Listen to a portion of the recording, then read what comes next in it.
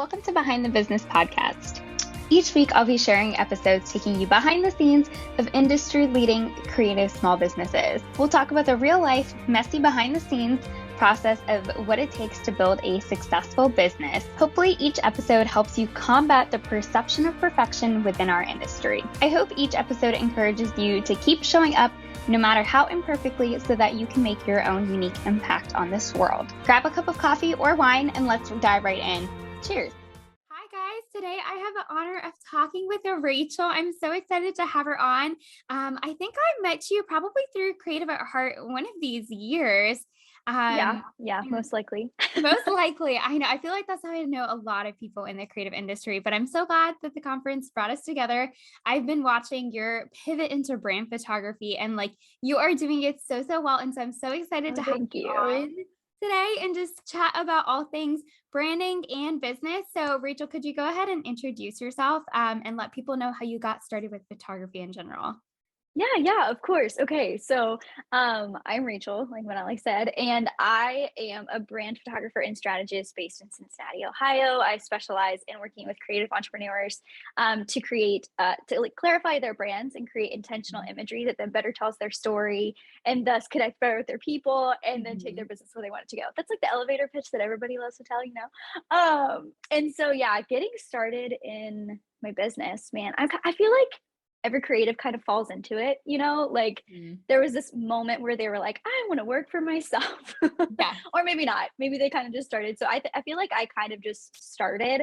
So I thought for a really long time that I was going to be an elementary school teacher. And then I'll probably reference like my faith in God a lot in this because I can't really separate him and my business. And so I had one of those moments where he was like, no, you're not going to do that anymore. And I was like, crap, what am I going to do? And then my sister got married back in 2015, and in her journey looking for a wedding photographer, when she found hers, her photographer offered an internship program.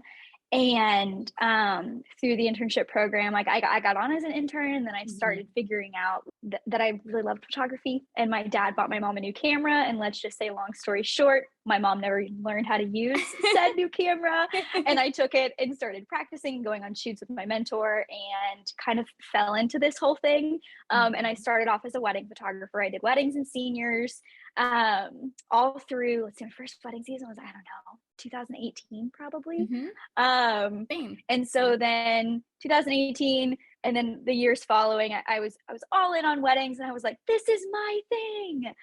And unbeknownst to me, the Lord kind of had other ideas again. And I actually shot my first brand shoot I think at the beginning of 2017, which was insane. So right in tandem with wedding photography. Yeah. And then I just had friends ask me every once in a while, like, hey, could you take headshots for me? Hey, I need some content photos. Or and then my hairstylist is one of my dear friends. And for years we swapped, like her doing my hair for me doing her photos. And so brand photography has kind of always been there.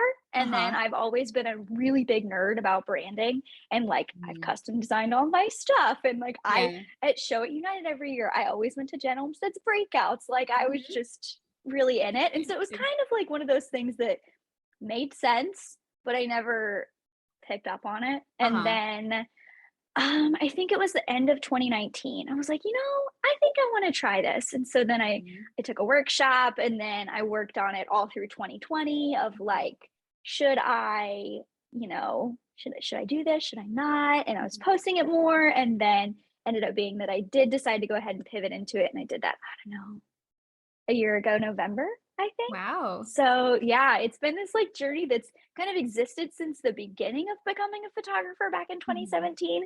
And then now it's basically what I'm doing full time. So it's really fun to kind of sit and trace that back. So yeah, that's amazing. I did not realize that you had done it kind of in tandem. But that's I just so didn't cool. tell anybody. Yeah, I know. I didn't post them. I kind of posted Instagram stories, but I was like, no, weddings, that's totally what I'm going to do. And it's so funny, the boxes that we put ourselves in, this is the clear cut way. I'm going to go this way. And then literally all of your strengths are saying, you should be over here. But you're like, but this is how I know how to do it. And then you finally given. And then you kind of like give into it. Yeah, I have a really similar kind of almost like timeline too. Like 2018 was my first full wedding season, and I can't even remember. My boyfriend asked me yesterday, he was like, "When did you have your first brand shoot?" And I was like, I can't even tell you when it was, because I feel like it's kind of just been there, like underlying, not underlined, but Mhm. like behind the scenes, I guess, for a really Mhm. long time. And then I started doing it a little bit more consistently in like 2019. And then that was around the time where I was like, do I want to, like, do I see myself doing weddings like long term, long term? And I was like, Mhm. wanted to say the answer was yes, but like in my heart, the answer was no. Yeah. And so 2020, I started kind of like working on it a little bit more, like thinking like, do I really want to do this? Do I not? And so I only recently was like, oh, I actually do. Like, I feel the same way. I feel like my strengths really, really lie in like the Mhm. strategic and analytical side of like the Oh, research and yeah. prep that goes into branding photography. And now it's something that I'm like focusing on going forward. But it's so cool to Mhm. hear that you have like such a similar story. I have like watched your stuff like over the last couple of years, and I was like, oh my gosh, Rachel, just you do an incredible job Thank at branding you. portraits. Like, I cannot tell you, every single time I see an image, I'm like, that's Rachel's, and it like stops me in my track, which is like exactly what it's supposed to do. And it's like so intentional, and I love Thank it so much. And you. so I wanted to ask you, I know you mentioned like you've always been a nerd about branding. So what do you think are like three key pillars that go into a brand, like a strong brand? Yeah.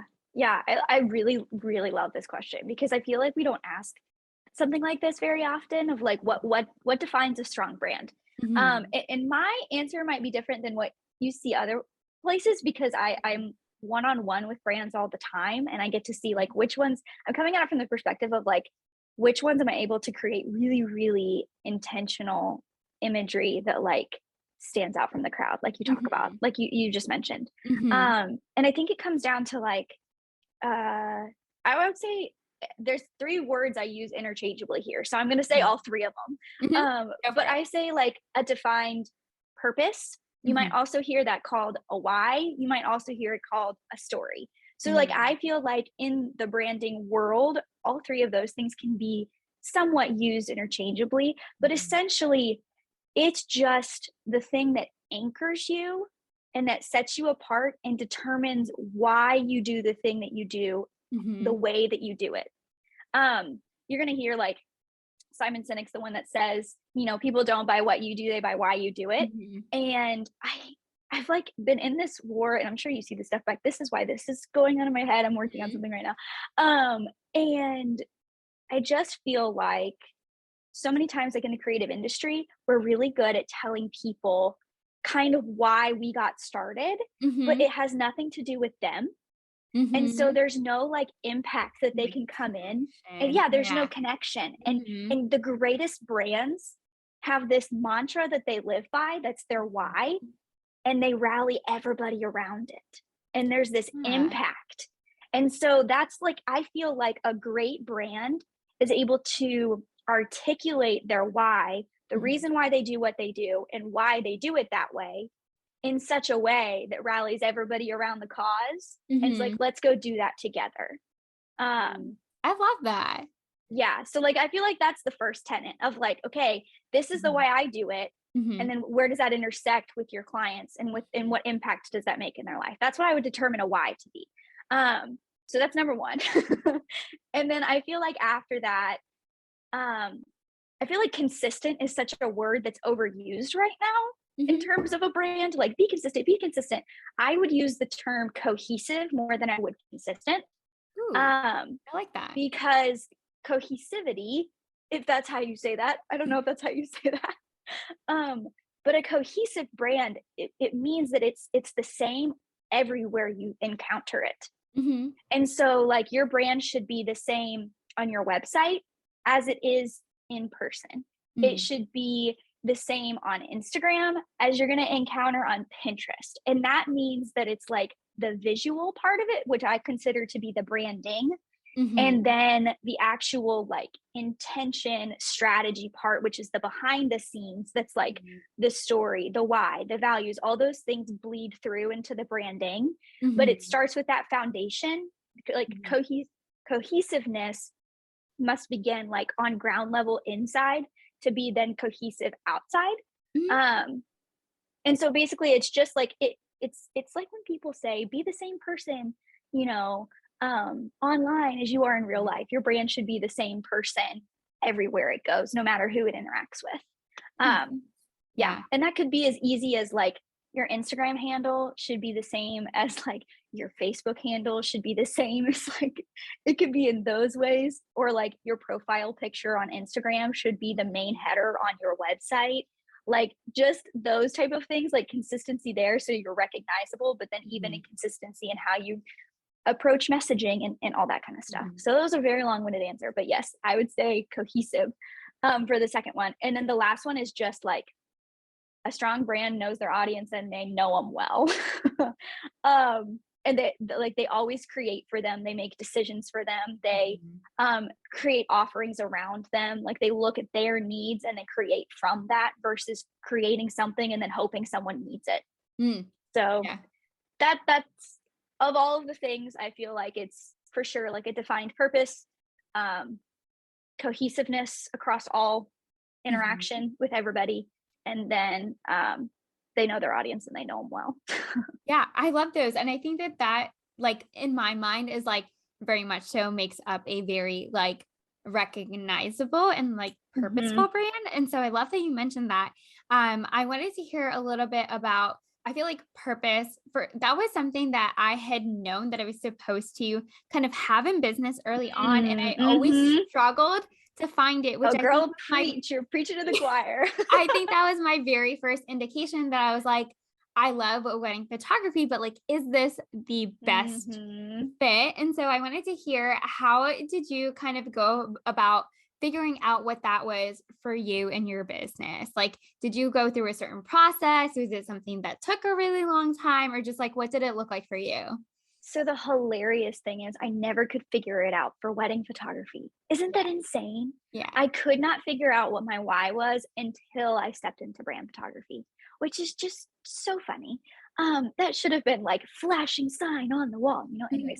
Um, and I love that you asked, like, is this like a process you walked through? So Mhm. I firmly believe that a strong brand, I'm also like a coffee enthusiast. So I firmly believe that, like, so you're going to hear words like that. A strong brand is brewed over time. Mm. So, yes, I've walked through probably every version of this is how you find your why that exists. I'd say that the closest process I walked through that brought me to the brink of it was actually found within Abby Grace's Branding Foundations course. Mhm. Um, just because she asked a lot of really, really intentional questions that got me to the cusp. And then I have since it's kind of taken me, it's probably been a year and a half process to come up Mhm. with a statement that I actually feel comfortable wearing. Mhm. Um, and I'm still working on it a little bit. And this is just to say that like your brand is always in refinement. It's Mhm. something that like I don't feel like you ever arrive as a brand. Mhm. I feel like you're continually strengthening it. So for my why, it looks a little bit different now than it did a year and a half ago when I did Abby's course. And it's just been this journey that I'm constantly pulling from different resources to find, but I kind of came up with my own formula. And it's really just derived from Simon Sinek's book, and his formula is kind of like I blank so that blank. Mhm. And it's like I don't remember what he says the first part is. It's basically like the content, like I do this, Mhm. so like, and then impact statement at the Mhm. end. So I kind of like switched it up a little bit for myself, and I was like, I blank by blank so that blank. And it's kind of given me a formula that can Mhm. give me an outward facing why statement. Mhm. Um, but yeah, my inward facing one doesn't follow that formula, but That's okay. I feel like that it's like such a vague, not vague topic, but it's like such a nebulous topic. But I feel like it you've can given feel a lot. very woo woo, like No, all up in the air. Like I don't know what this should be. I think you're doing a really good job of making it like tactical and tangible, even in the ways that you mentioned, like how you can be cohesive across like multiple platforms. You're like, make sure you have the same like image and like same handle, which I'm realizing my handle is actually slightly different between like my Instagram and my Facebook, and I didn't even realize it until you just said that right now. And I was like, oh, Yeah. wait, that's like a good And that's just like, indication. how easy can people find you? Because like mine, I couldn't get rachellee.com. And I also couldn't get Rachel Lee on Instagram. So I was like, what, when I made my website, I was like, what URL can I get that I can also get on Instagram, that I can also get on Facebook, that I can then claim on any new thing I need? Because it's like, if it's going to be Rachael Lee photos, even though I would love it to, because Rachael Lee photography was just way too long. But like, if I wanted it to be Rachael Lee photos on the one, I needed to make sure I could claim it on everything. So that way it's just like, my thing is Instagram.com / you know, on Facebook, on Rachael Lee photos. That was the thing I was looking for, you know, brain fart. But yeah, it's cohesive across all platforms. And basically it just allows people to know what to expect from you and to teach people that this is where I show up. So it's like, again, making it recognizable. And that's why, like, yeah, I'm a person that's like, I love the, you know, when people talk about like the heart of your brand and all that kind of stuff. And it's just like, but what do I do with this? I love it when you can then also have like, this is how you start. Like, these are the practical, tactical things. Cause I'm a person that's like, yes, but why? I ask that question on a normal basis. And so that's why. I love that. I feel like it also helps you get to the heart of things too. No, but I love that. I feel like you did really give things that people can take and kind of at least start with. Cause I think it's very easy to be like, oh, I need to have a really stellar brand online. And it's like, okay, like, what does that mean? That could mean like any 100 of things to do to kind of like get started with that. So I love that. Wanted to take things in a little bit of a different direction. All right. So you shared recently in an Instagram post that you wanted to keep your goals and your plans a little bit more fluid for 2022. I wanted to hear about the heart behind that decision and kind of what that is going to look like for you. Yeah. I love that you dug through my Instagram to find that post. I don't think it was too far, so it's fine. But yeah, so I will start off by saying that I am like an Enneagram 1, meaning that like I am very much a perfectionist and I like things to go the way I intended them to go. And that doesn't always happen. I feel like a lot of us were taught that in, you know, everybody's going to reference 2020, but like a lot of us were taught that when our lives were literally uprooted. And then that continued for me into this year. There were a couple things that happened in my personal life and we had some loss in my family. And so there were just a lot of opportunities where I was like, I can either chug along at the goals that I set in the way that I set them, or I could sit here and be okay with not getting there because I wanted to, like, because I needed to either like experience the grief or walk through this season of like whatever was going on. And so I just feel like life hit me in a way that it never had before. And I had to either choose to like be the emotionally detached business owner with an unhealthy life, or choose to be a healthy person and let my business goals take a backseat. Now in the moment that that was really hard. Like it felt like it was all crumbling down, and it's resulted in me having to like put realistic eyes on some of my like financial goals and different things like at the end of the year, which is why I feel like in that post I said something about remembering to review what actually happened this year, both in your personal life and your business, because it's so easy sometimes to look at the goals that we set and be like, I didn't make it, I didn't do it. But you're like, but what did you do? Like, don't just set up camp in the disappointment. And so, yeah, I feel like that's kind of the heart behind it, is because me as a person sometimes doesn't function when my plan doesn't go the way that I want it to. So it's learning to like make it with open hands and expect it to go wrong. Because ultimately we don't have control over that. So that's kind of the heart. And then I feel like for 2022, I love that you ask this question now, because how I'm approaching that in 2022 is the fact that I'm just going to be okay with planning 2022 in January. That's how I'm starting. Because I was like, I'm watching everybody's post on Instagram and I could sit here and compare their lives to mine, or I could be like, Rachael, you don't have capacity to try to plan out a whole year right now. So I'm going to like set January and then plan in 2022. But I just feel like, I love the way that Kat Schmoyer approaches planning for a year, you know, like the whole quarterly thing. And I think learning that this year allows me to then, like you said, look at goals with like the fluid nature of like, Mhm. okay, I'm going to change this. I'm going to do this a quarter at a time and Mhm. be okay if like what I thought was going to happen doesn't look like that because something Mhm. happened in my life. So hopefully that answers the question. I feel like sometimes I talk around it, but No, yeah, I think yeah. that totally answered it. And I just wanted to echo, like, in the past, there have been like really big business goals that I have set for myself. And at the end of the year, for whatever reason, it's so funny. I'm like working on reframing this in my mind because I got like 90%, Mm, 97% there. But in my head, I kind of equated it to like, oh, I didn't hit the goal. And it's like, yeah, that's discounting everything that I did do throughout that year. And exactly. it's so easy to fall into the trap of like, oh, well, I didn't hit it 100%. So I'm like a total failure, which that is not true. But that's like a lie that I know that I tell myself all the time, and Oh I'm still yeah. working on flipping. And so I love that you mentioned that. And I love that you were like, well, I could take a step back and be a healthy person first, because I'm sure that like in the long run, that's also going to help you like be a healthy business owner. Like I Mhm, don't believe that you can be a super healthy business owner unless you are like your heart is taken care of, like your mental health is mhm, taken care of first.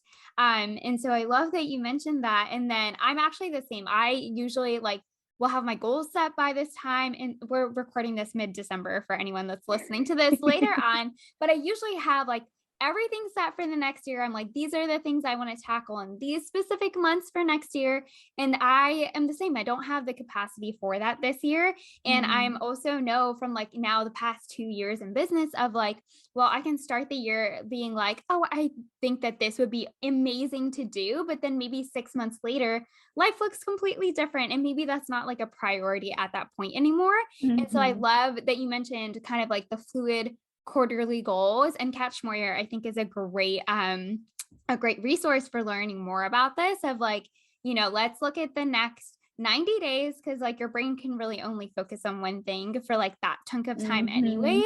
And that still allows you to kind of just like navigate change as it happens throughout the year so that you can be more flexible and adjust and still have a plan for the upcoming 3 months, but not hold yourself to something that you thought you wanted like 6 to 9 months ago if it's not going Yeah, to serve you anymore. So I love that. yeah. And then what is a one thing that you wish that you could change in the creative industry? This is like a loaded question, Mm. but always fun to ask people. I love that you're like, "This is a loaded question." Um, I feel like in the creative industry right now, as a whole, so, like and I typically look at it from, like, the photographer perspective because Mhm. obviously, like, lived in that part of the industry, but I Mhm. feel like um, there's this really big push right now to go viral, um, and to, like, having to approach social media as if we're influencers. Like, it's like Mhm. there's and that's what, like, I was told I don't know, I think it was earlier this year, um, someone reminded me, she's like, Rachel, you're not an influencer, you're a business owner. So, like, don't make decisions when it comes to like marketing or your worth or whatever with the idea that like you are an influencer and not a business owner. Like, I'm a business owner, I'm doing so much more than creating Mhm. content all the time. And like, if I don't have time to make a reel right now, it's not going to be the end of my business because I'm not making money from that reel. And I feel Mhm. like there's this push also to just do what's trendy and Mhm. to not find our own way of doing it. Like, we're creatives, Mhm. we function with a creative brain. Mhm. So why are we like, okay, I have to lump myself into this group of people because this is what's working for them? And I feel like the social media landscape or just like the internet landscape in general is so cheapened by us just succumbing to what everybody else is doing and not finding our own way of doing it. I love this. I feel like you definitely hit on something that has like I have felt kind of underneath everything, but didn't have a way of like articulating like Mhm. why I felt that way about going viral. Cause I totally agree. And I mean, I know people that are like, oh, you should jump on the like newest thing when it Mhm. comes out because that's how you can grow really quickly. And something in me has always been like, no, I don't want to. And I think part of Yeah. it is like, I try to look at things like through the lens of like, do my strengths fit this? And Yeah. then is this like a worthy time investment? If Mhm. so, okay, great. But like, I totally agree. I think that there's such a strong push to kind of just jump on the biggest, like next biggest thing, just because it's like what's like most Yeah. popular right now. And like, I've seen things like Clubhouse, for example, was like so Mhm. popular for such a short amount of time and then phased out like a really long time ago. This happened with Periscope when I was first starting my I business too. I remember Periscope. I know, and it's, like, interesting to see, like, what things have stuck around for a really long time. So, like, Yeah. TikTok, here to stay, I think. Oh, yeah. Reels, I think here to stay. So I'm like, okay, if there is, like, a way that I can, one, carve out time in my schedule Mhm. to make this content, then great. Or can I repurpose something to make it easier to create this type of content? Then great. But I do think, like, I do love the message of, like, don't feel like you have to be a content creator first, like you were a business owner first, because that's a conversation that I've had with some of my own like photographer friends behind the Mhm. scenes too. And I think that I would love for more people to be like, hey, like you are a business owner first, and that's okay. Yeah. Like give people permission to be like, you don't have to come at business from like the lens of being an influencer, because if that doesn't feel natural to you, well, it's because like you're in business to like take photographs if you're a Yeah. photographer or whatever else that it And I is. think it all comes back to, like, there's also this other trend I see in the creative industry of how, like, and it's just because we're creatives, it's because Mhm, we're artists, and we really don't wanna do the hard stuff. We would rather just create art for people, mhm, and it's like photographers, we always wanna hide behind our work, like, we don't ever wanna mhm, be on in front of it because we want people mhm, to see our work and value our work and not just care about us. But we know in the marketing like in the marketing mhm, sphere and what people enjoy, they get to mhm, know us and then they love our art because it's from us. And so I feel like as creatives or in general, it's a lot easier to just show up and just kind of throw spaghetti at the wall and hope it sticks rather than mhm, doing the work of figuring out what your brand is. But mhm, then, like, when you really know what your brand is, you get to operate from that and that alone. And that mhm, determines, do I show up on Reels? Okay, I'm going to show up on Reels because I'm going to take advantage of the fact that it's driving traffic. mhm, But, like, okay, I know that I'm going to show up on Reels. Do the voiceover things, like the mhm. funny, like what I would equate to like modern day dub smash. Does that because I did the dub smash back in the day, but I never showed anybody. I I sent haven't them thought to my about that. siblings and my Yeah. friends, but, like, that would not be something that would like, if I posted that, people would be like, "What is Rachel doing?" Like, that doesn't go with her brand. Mhm, Um, but then, like and then I asked myself the question, is there a way that, like you said, can I infuse it into my current marketing strategy mhm, or the current things I'm already taking? So, is there a way that I can create reels in my own unique style and then become mhm, iconic for that and mhm, thus separate myself from the crowd rather than just being like, well, I just want to get views. I just want to get mhm, traffic. So I'm mhm. just going to do the trendiest sound that Mhm. happens. But I'm like, but I'm not an 18-year-old on TikTok who's just trying to get famous. So, Yeah, it's there's, just like, like purpose behind it. yeah, Yeah. when you know what your brand is and you know where Mhm, it's going and you know the heart of it and you stand in that, it allows you to say no to so many more things mhm, than if you were to just be like, okay, this person's doing it, so I'm going to, which I did for a really long time. My mhm, brand looked like a mesh of like Caitlin James and Jenna Kutcher and all of the people I was taking courses from, kind of like meshed up with a bunch of either like duct tape or like um what's the I'm not thinking of like crazy glue, but I guess like super glue. You're kind super of like yeah. hoping that it goes together. Mhm. Um and but then you can't ever own that and step out with Yeah. that confidence. And so I just feel like um we don't as creatives, we have a hard time putting on our business brains. Mhm. Um and making decisions from that. But if we did for long enough, I feel like we would operate with so much more creativity Mm. and the space online would be just so much more diverse Mhm. um, and beautiful if we were just willing to step out and be um, kind of just who we were created to be. Yeah, So, I love yeah. that. Well, I hope that this like episode gives somebody out there the encouragement to and like the Yeah. confidence, I guess, to just like really not be afraid to show up as themselves Mhm. online in a way that's authentic to their business and their brand and like helps them. I hope it's just something that they think about every time they go to Mhm. maybe create a post and make sure that it's like done in a way that's like really unique and creative in their own way. Cause I Yeah. love that. And I think you're so right. I feel like if it almost reminds me of how Instagram almost was when it first started of everyone was like, Mm. "Oh, here's like my way of posting this picture that's like Yeah. edited in this like funky filter that's like so unique to them." There was not it was like before the land of like curated Pinterest and stuff like that Mhm. or not curated Pinterest, curated Instagram, sorry. It looks like curated Pinterest to It those looks sometimes. like Pinterest.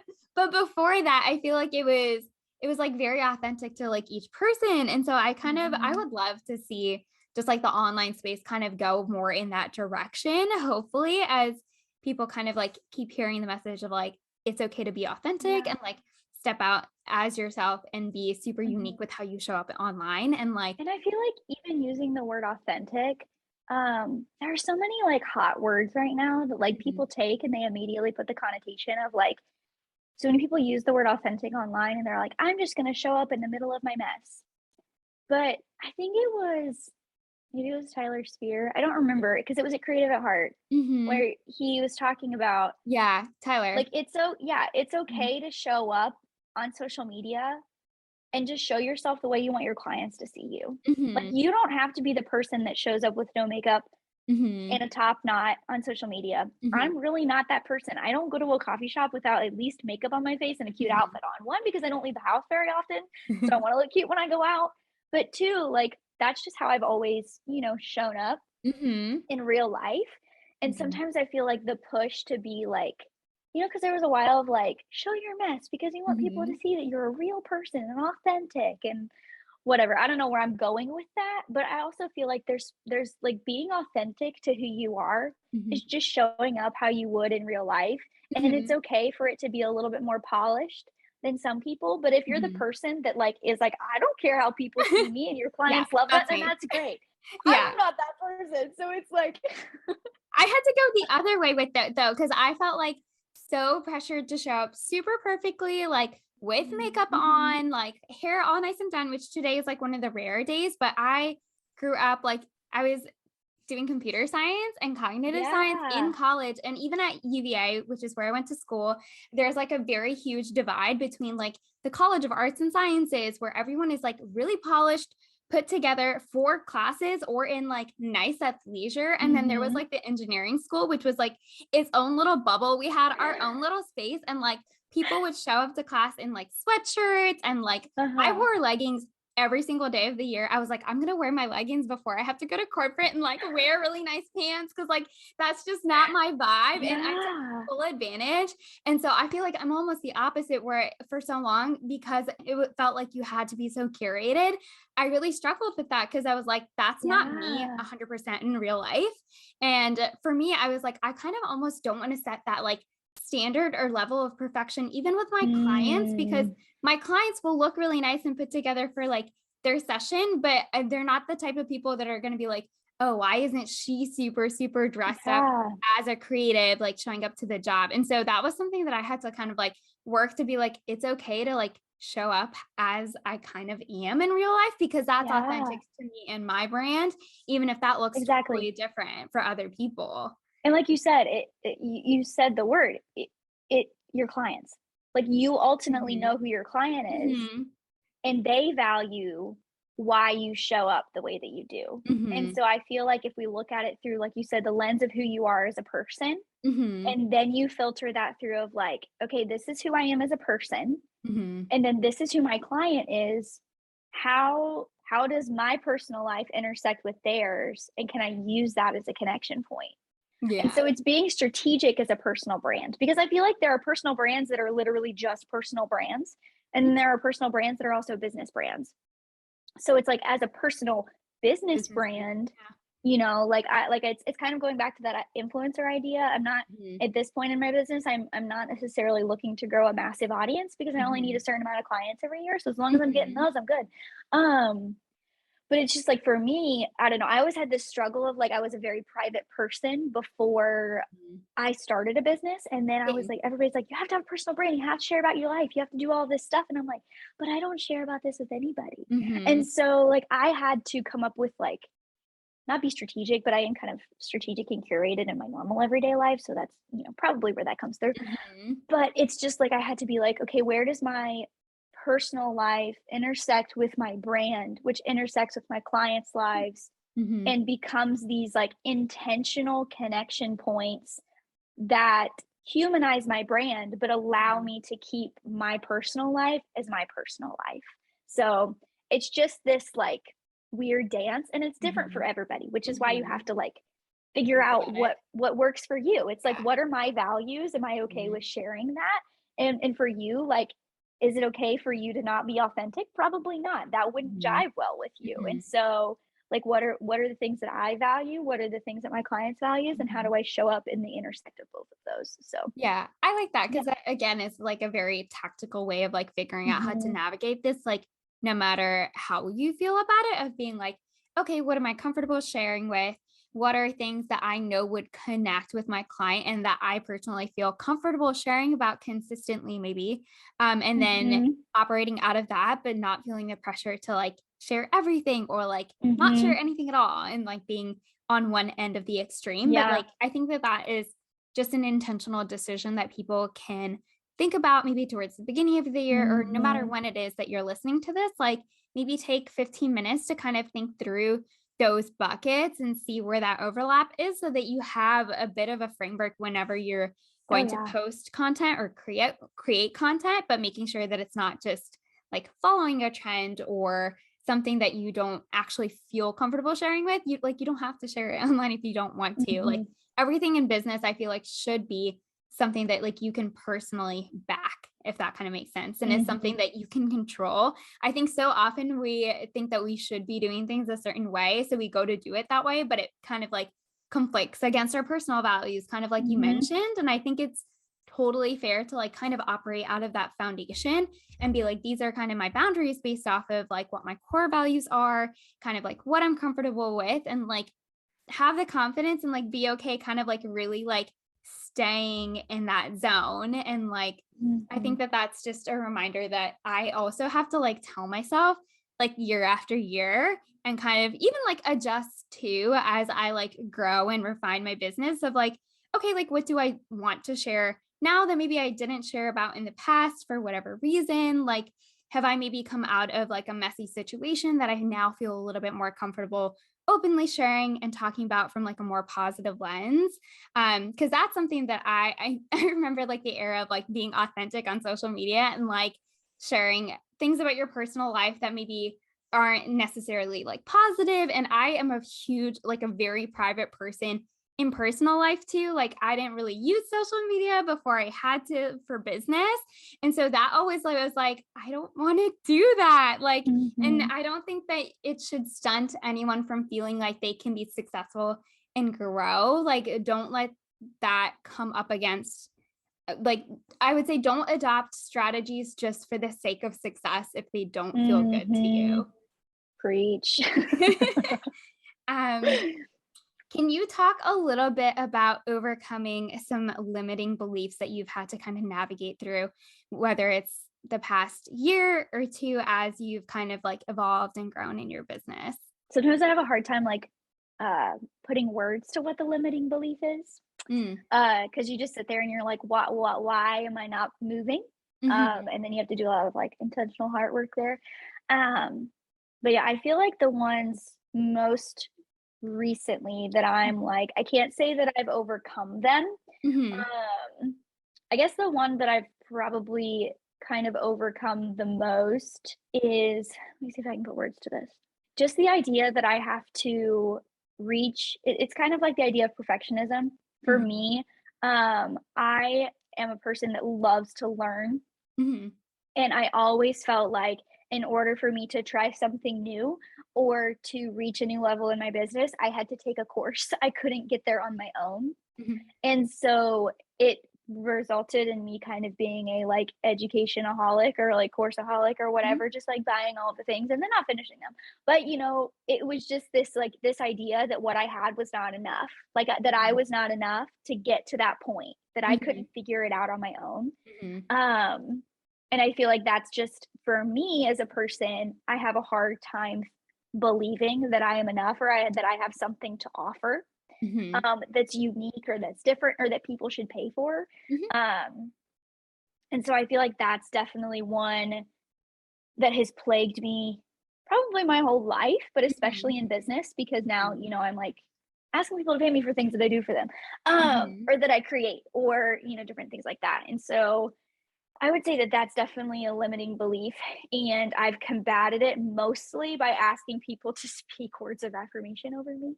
Mhm. Um, I've also done it by more recently, a friend asked or told me that I should start writing down um, the change that I see in my clients' businesses as a result of my work. Like, what are the things that they're able to do because I did this for them? Mhm.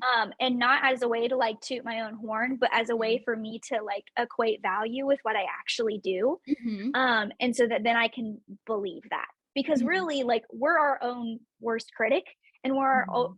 our own biggest stumbling block. And so both of those things together can Mhm. usually just halt all progress. Mhm. And there are a lot of opportunities we don't take because of those things. And so Mhm. um, I think it was Vanessa Hicks. I was at Show It United in November, and Mhm. she, on the last day, she gave a talk and she called it the fear of failure. But then during the whole thing, she said, I don't think you guys are really afraid to fail. I think you're afraid to succeed. Mm. And I was like, crap. It was one of those talks where you sit and you're like, are you talking to me because I feel like you're talking to Talking me? Like, are you yeah. reading like, are you reading my mind right now? Mhm. Because it was one of those things of like, I really do think that in some ways, I'm afraid of all the things going right and nothing going wrong. And what does that look like? Like, Mhm. what does it look like if for some reason, you know, I have a fully booked out? Because, like, what's next? Like, if there's Mhm. no problems, you What do know, you then do? what's stopping me? Yeah. What? So Yeah. it's one of those things that it's like hard to explain. Mhm. Like in the back of your mind, you're like, you know, and so then you like stop yourself short of Mhm. success or of all of the things, and you don't step into things that you should step into because you're afraid that they're gonna go right. And yeah, it's just one of those like weird things. It's like the things that happen in your head, you're like, how did that get there? Yeah, and then I think that the other, and I don't know if this is the limiting belief, but it's not believing that I'm a leader. It's like so many people are like, remember Yeah. that you're the CEO, Yeah. remember that you're the leader, like you Mhm. get to make the decisions. Mhm. It's kind of the idea of, you know, when you're fluid in your goal setting, it's like you have the power to not work as much as you do. You have the power to like raise your prices. You have the Mhm. power to like grow or to take a break. Like you have that power, Mhm. but sometimes it feels better to just keep working and to stay Yeah. busy and to not own the like, I'm a leader and I can scale and I can grow and I can make these decisions and actually Mhm. be a business owner, or I can continue acting like I'm an employee in my own business and that there's Mhm. this arbitrary boss that doesn't exist. Yep. And I'm just going to continue like on the hamster wheel. Like Mhm. there are so many things that I just feel like I haven't, and I'm kind of identifying them as we're talking about it. Thanks for that. But it's just like there are so many things I feel like that hold me back that I'm Mhm. just now identifying that I'm like, okay, I'm at the point where I'm like, I have to either choose to see truth Mhm. instead of the lie and move forward, or continue running on the hamster wheel of this mental mind cycle that keeps me trapped Mhm. and keeps me from succeeding. So it's, I don't know. Yeah. I feel like I can definitely resonate with both of those. And I would say I also don't think the word overcome is correct because I have seen things in my Mm, business, which the worthiness factor of things of like, or like the work that I do is valuable. That's something that I had to kind of not overcome is the right word, but like retrain my brain to be like, the work that I'm doing as a mm, wedding photographer is valuable, which to anyone else, that probably sounds crazy because like you're yeah. preserving memories that people would never be able to go back Other and people see relive your value before you see before you it. see it. Yeah, I Hmm. totally agree with that. And I think it took a really long time to feel comfortable with that and like own that and understand the impact of it. And then when I stepped into education, it was kind of like the same kind of limiting belief where I had to like kind of Mm-hmm. work through it again of like the knowledge that I have is super valuable and is something Yeah. that like, is worthy of, people investing in a course or whatever that it is. And so it's something that I think keeps showing up in different ways. So I don't necessarily know that Mm. the word overcome is like a proper word to use, Yeah. but just like working through over and over again. So I loved that you shared that. Both of those I think are things that I can personally relate to. And I'm sure there's people out there Mm-hmm. listening that will so appreciate you being able to like share that those are things that you're working through, because Yeah. it could be things that they are currently working through in their own lives and businesses too. And honestly, as you were talking, it's almost like you used the term reframe when we were talking about something earlier. It's Mhm. almost like when you encounter that limiting belief, you have to choose to reframe it in your mind and to Mhm. see the truth. Like, Mhm. because really, like, the limiting belief is a lie that you either believe about yourself or Mhm. you believe about the work that you do and the value that you have. And so when you encounter that lie, you have to choose in that moment to see, this is a lie and this is Mhm. going to lead to this mental spiral. Mhm. I have a choice to either seek out what is true and to Mhm. stand in that, or to continue living in the lie in my own head and Mhm. thus like trapping myself and not being able to move forward. Yeah, So, I love yeah. it. It's like a daily and almost like moment to moment choice as well. Like Mhm. I think it comes across in not just like the big things in your business, but even like day to day as well of like having to mentally check yourself. And sometimes I think it's so like we're so used to that in our minds that we almost don't even like catch it. And then there's like a Mhm. feeling later and you're like, why do I feel so crappy? And then you're like, oh, it's probably because of what I thought about not just like the Yeah. work that I'm doing, but how I feel about myself. And then that's kind of like what triggered the feeling. And I think it takes like an incredible level of like self-awareness to kind of be able to Mhm. catch that and then work to reframe that. But I do think that like when people are able to do that, I know that when I've been able to like reframe things for myself in my own business, like that was when I actually saw like the most level of growth. Like it wasn't just a course or like knowing exactly what to do or like the right steps. I think it was like that mental reframe, which kind of led to like the confidence. And that is what Mm. kind of like got me the results that I was hoping to get from like other external sources. Oh, yeah. Yeah. Yeah, and I think sometimes we're like, I feel like knowing it gives me the Mhm. confidence, but it's not knowing it, it's Mhm. like doing it. Like Mhm. the confidence comes from the action and not from the Mhm. like the knowledge. Mhm. And so that's like something that I always have to like remind myself Mhm. consistently. So, Yeah. yeah. I love that. This has been such a good conversation today. I wanted to ask you one last question before we hop off here. I wanted Mhm. to ask you what inspires you and motivates you and kind of fills up your cup so that you are at your best self every single day in business. Um, yeah, the superficial answer is espresso. Um, Mhm.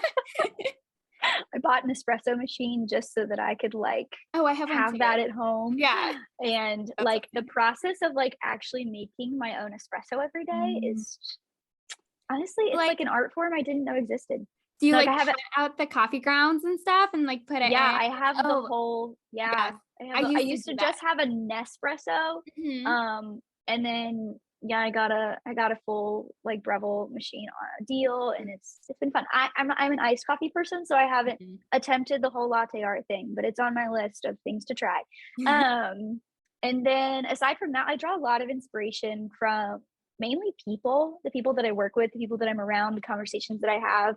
I'm a big problem solver. And so then like even conversations like this, I'm gonna come out Mhm. from away from this on such a high. And Yeah. so I feel like Mhm. just in my business, I'm really inspired by like seeing what people are passionate about and helping them channel that and bring clarity to it and then be able to like create for them in a way that like tells that story better or in what you have it. And then I think the other things just in my personal life, I have always been drawn to like stories through like books and films. Mhm. A lot of the things that I love or the places I want to go come Uh-huh. from books that I've read or movies that I've seen. Like Ooh, okay. I will tell everybody all the time that Pride and Prejudice 2005 is like one of the best movies. And mainly because of the way that it's filmed. Like the cinematography in that movie is insane. So is the movie score. I can watch that and like get ideas for like shots at a brand shoot. It's my favorite. Oh, And then I'm a big music person. mm-hmm. I think my Spotify Wrapped told me that I listened to like 56,000 minutes of music last Oh, year. It was a wow. little insane. Yeah. But when I'm in deep work, I listen to a lot of like film scores and piano and symphonies and that kind of thing. Mm-hmm. And then recently it's more like I've gotten back into like watercolor, and I hand letter too. Like I was the Ooh, nerd in okay. I was homeschooled. Oh, really? I didn't So know that. yeah. Yeah. Yeah, and then in like middle school, early high school, I decided that like I really wanted my cursive to be really good. Like I just wanted really good handwriting because Uh-huh. my grandpa had really good handwriting. He could do the stuff that looked like it was on the Declaration of Independence, and I was Mhm. like, that looks so cool. So I just decided that I was gonna practice. So I wrote my spelling, words, and definitions every day for like 3 years in I cursive. love that. Um, and so now it's not near, I don't do it nearly as much, but Mhm. I like to like hand letter quotes and to do different things like that. And then Mhm. I really like watercolor. And so between those two things, I've been doing a lot of that and crafting Mhm. recently, which just gives me a creative outlet that's not on my laptop or holding a camera Yeah. in my hand. And so I just feel like that's kind of helped me reconnect to the idea of being a creative and being an artist, because I fully and firmly believe that everybody has their own form of creativity. It Mhm. doesn't always look like what we do as creative entrepreneurs, but Mhm. everybody is creative in their own way. And Right. so, like, channeling that and figuring that out and doing it for fun, is Mhm. just a way to like fill your cup back up. So, Yeah. yeah. I love that. I also, like, do watercolor or calligraphy Hmm. on the side, but it's something that I let myself be really messy with and not really Mm, good with. Like, I check myself to be like, "This does not have to be, like, an avenue of perfection, like, it's supposed to be fun and bring I'm me learning joy." that. I'm Yeah. learning to let myself do that. Yeah. Yeah, because I sometimes feel like my brain, like, needs that mental outlet of, like, "This is just for Hmm. fun." Like, it does not have to be perfect. It does not have to be something that you show Yeah. anyone. And so I love that you mentioned those things. But thank you so much for taking the time to come on and chat Yeah. with everyone today. I think it's gonna be a really, really encouraging episode for everyone to tune into.